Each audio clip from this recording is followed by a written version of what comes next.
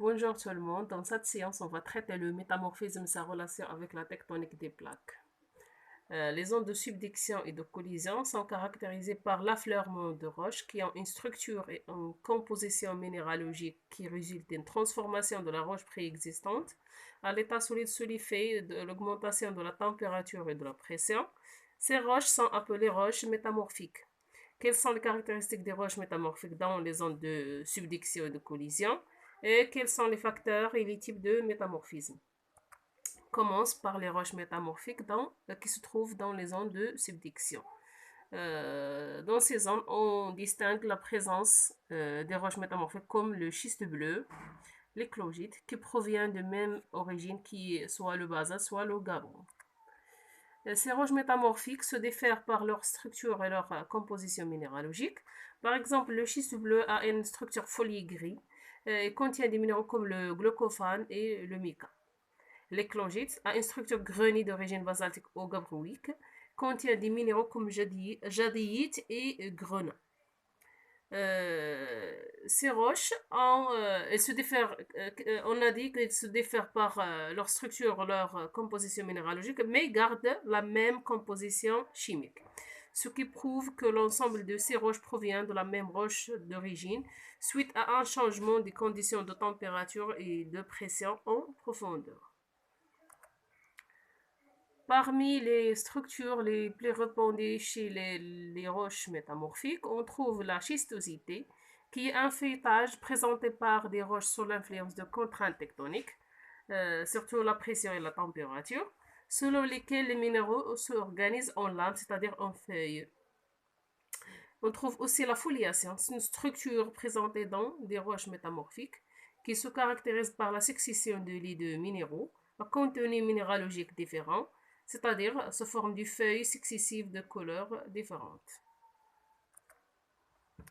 On passe aux roches métamorphiques qui se trouvent dans la zone de collision.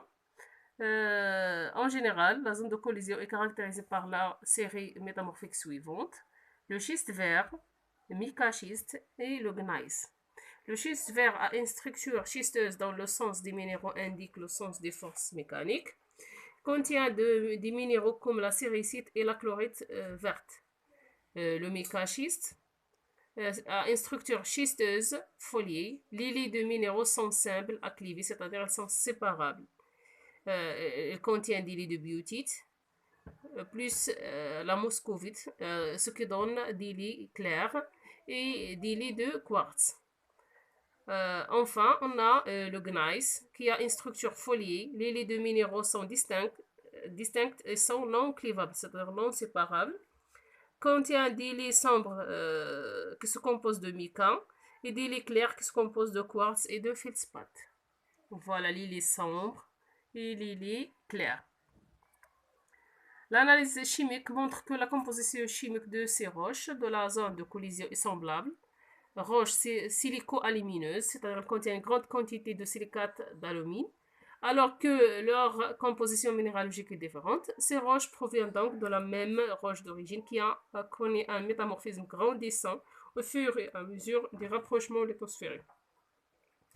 Comme conclusion, le métamorphisme est l'ensemble des processus qui induisent des modifications minéralogiques et texturales d'une roche à l'état solide et sous l'effet de la température, de la pression et des fluides. Ces roches métamorphiques gardent toujours la même composition chimique. On passe aux facteurs du métamorphisme. En général, on a deux facteurs qui influencent le phénomène de métamorphisme qui sont la pression ou la température, ou bien la pression et la température. Alors, l'augmentation de la pression et la température, ou la pression ou la température, entraîne des réactions minéralogiques. En effet, certains minéraux deviennent instables dans les nouvelles conditions de pression et de température et se transforment en même temps apparaissent des minéraux nouveaux stables dans ces conditions. La température augmente en fonction de profondeur. On parle de gradient géothermique.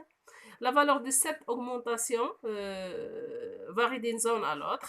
Elle est faible dans les zones géologiquement stables et forte dans les zones géologiquement actives.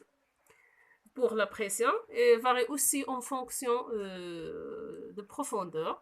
sur l'action de la masse des roches, les forces tectoniques et la pression partielle des fluides, comme le CO2 et la vapeur d'eau. Merci de votre attention.